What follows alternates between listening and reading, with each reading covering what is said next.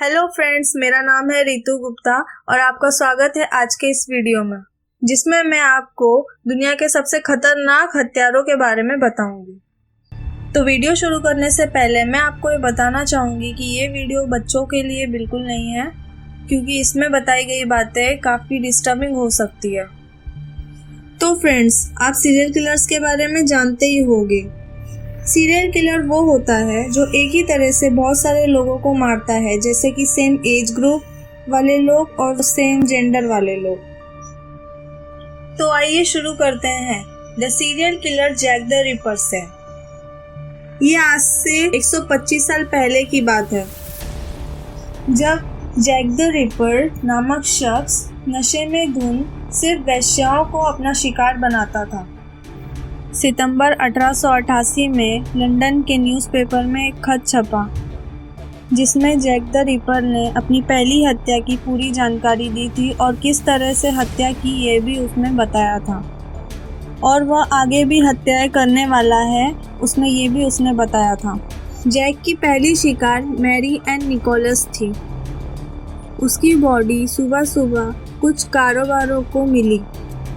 उन कारोबारों ने बोला कि जब हम वहाँ पर गए थे तब हमने देखा कि ज़मीन पर एक औरत पड़ी हुई है। ऐसा देखने से लग रहा था कि वो नशे में धुन पड़ी हुई है, पर टॉर्च मारने पर पता चला कि वह औरत मर चुकी है और उसका गला चाकू से रेत दिया गया। पुलिस की छानबीन जारी थी, लेकिन अखबार में छपे खत से ज़्यादा कुछ जानकारियाँ नहीं मिली।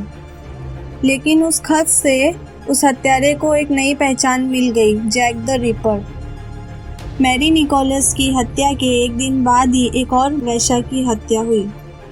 उस औरत का नाम येनी चैपमैन था। हत्या लगभग एक ही तरह से फिर से हुई थी, गर्दन रेत कर। ये हत्याएं लंदन के ईस्ट व्हाइट चैपल में हो रही थी, जिससे वहाँ के लोग काफ़ी खौफ में थे।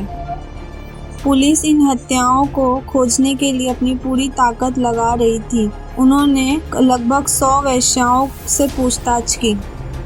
वेश्याओं से पूछताछ करने पर पुलिस को पता चला कि एक शख्स है जो जबरन वसूली करता है वेश्याओं से।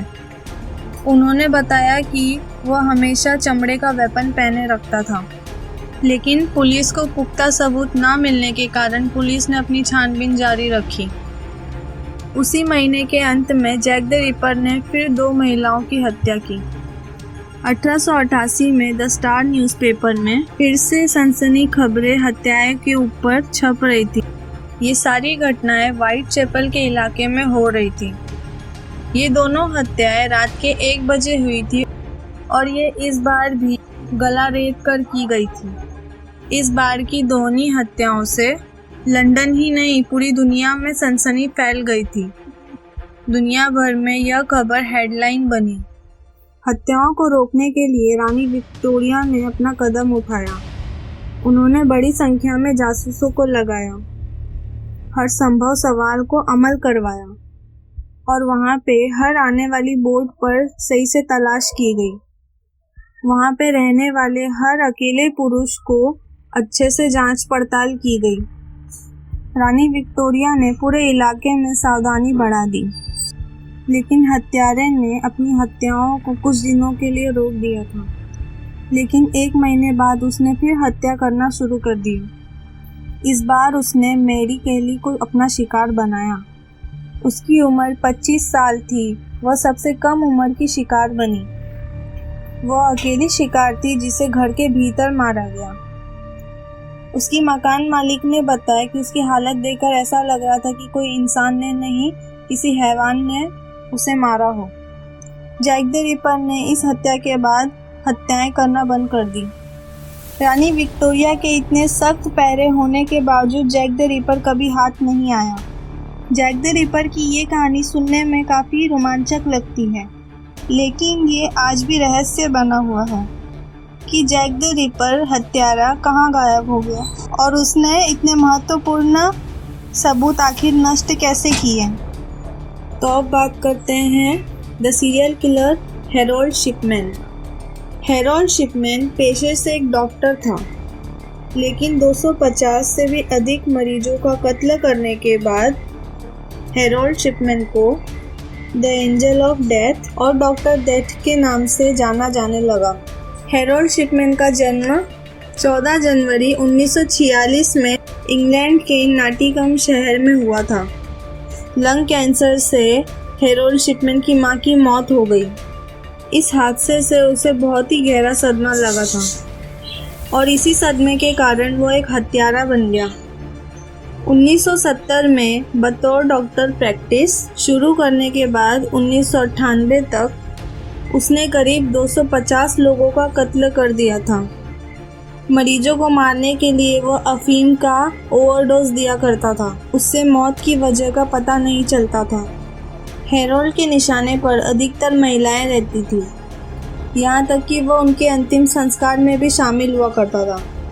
24 जून 1998 में 81 साल की एक महिला की मौत के बाद उसके जुर्म का पर्दाफाश हुआ। जांच पड़ताल के बाद पुलिस ने उसे गिरफ्तार करके कोर्ट में पेश किया।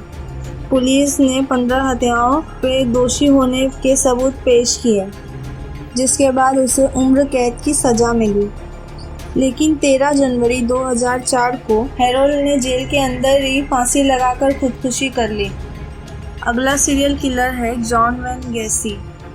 अमेरिका के इतिहास में सबसे खतरनाक सीरियल किलर जॉन वेन गैसी था। इतिहास में ऐसे कई सीरियल किलिंग की घटनाएं हुई है जिसके बारे में जानकर आज भी लोग डर जाते हैं। इस शख्स ने हैवानियत की सारी हदें पार कर दी थी। जॉन वेन गैसी का जन्म 17 मार्च 1942 अमेरिका के शिकागो में हुआ था।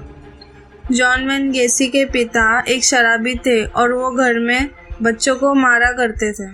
जॉन वेन गैसी अपने पिता के हरकतों के कारण हमेशा डिप्रेशन में रहता था। इसके बाद वो एक मर्डरर बन गया। उसने सन 1972 से 1978 तक लगभग 33 लोगों को मौत के घाट उतारा। वह कम उम्र के लड़कों से पहले शारीरिक संबंध बनाता था और फिर वह बेरहमी से मार देता था। इस सीरियल किलर को किलर क्लाउन के नाम से भी जाना जाता था। उसकी हत्याओं का पर्दाफाश तब हुआ जब उसके घर के नज़दीक वाली नदी में 2 लड़कों की लाश मिली। जांच के दौरान उन हत्याओं की शक की सुई जॉन वेन गैसी की तरफ थी। पुलिस ने जॉन वेन गैसी को 21 दिसंबर 1978 में गिरफ्तार कर लिया। मीडिया रिपोर्टर की माने तो जॉन के घर से पुलिस ने 29 लड़कों की डेड बॉडी बरामद की। वहीं पुलिस को जॉन के खिलाफ सिर्फ 12 लड़कों के सबूत मिले थे, जिसके लिए उसे सज़ा हुई। सीरियल किलर जॉन वेन गैसी को 10 मई 1994 में इलिनॉइस की घातक इंजेक्शन देकर मौत दी गई। अगला सीरियल किलर टेड बंडी है।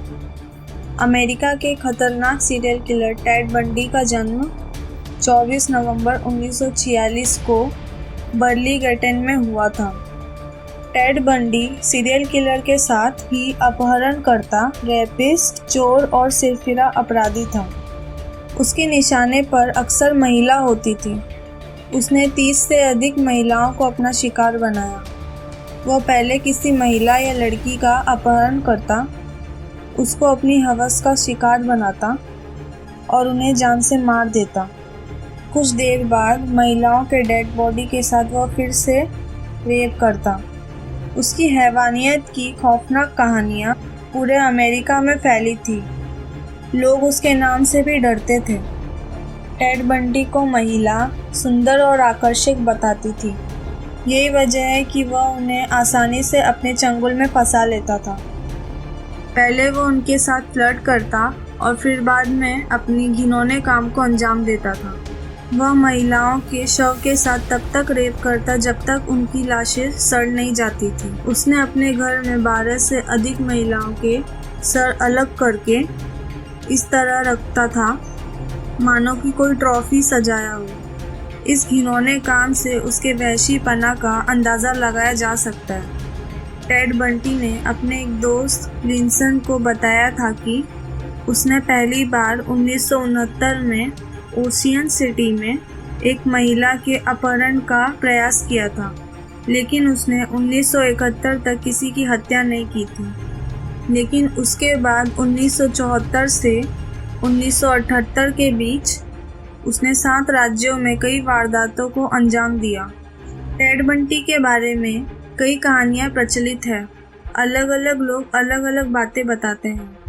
मनोवैज्ञानिक ऑर्ट नामन ने बताया कि टेड ने उनसे कहा था कि 1969 में उसने अटलांटिक सिटी में 2 महिलाओं का कत्ल किया। कुछ लोगों का मानना है कि टीनेज में ही उसने जुर्म करना शुरू कर दिया था। बंडी को पुलिस ने 16 अगस्त 1975 को गिरफ्तार किया था, लेकिन कोर्ट में सुनवाई के लिए जाते समय 7 जून 1977 को वह कैद से भाग निकला। 13 जून पुलिस ने उसे फिर से गिरफ्तार किया। उसके बाद 30 दिसंबर 1977 को वह फिर से फरार हो गया। 15 फरवरी को वह दोबारा पकड़ा गया। 24 जनवरी 1989 को कोर्ट की प्रक्रिया पूरी होने के बाद उसे मौत की सजा सुनाई गई। फ्लोरिडा के जेल में उसे सुबह 7 बजे इलेक्ट्रिक चेयर पर बैठाकर उसे मौत दी गई। उसके मौत के बाद जेल के बाहर लोगों ने खुशियां मनाई और पटाखे फोड़ रहे थे। ये थी कुछ जाने माने सीरियल किलर्स की खौफनाक बातें जो कि हमने इस वीडियो में बताई। अगर ये वीडियो आपको पसंद आया तो कमेंट सेक्शन में मुझे ज़रूर बताना और इस वीडियो को लाइक और शेयर कर देना और सब्सक्राइब करना मत भूलना।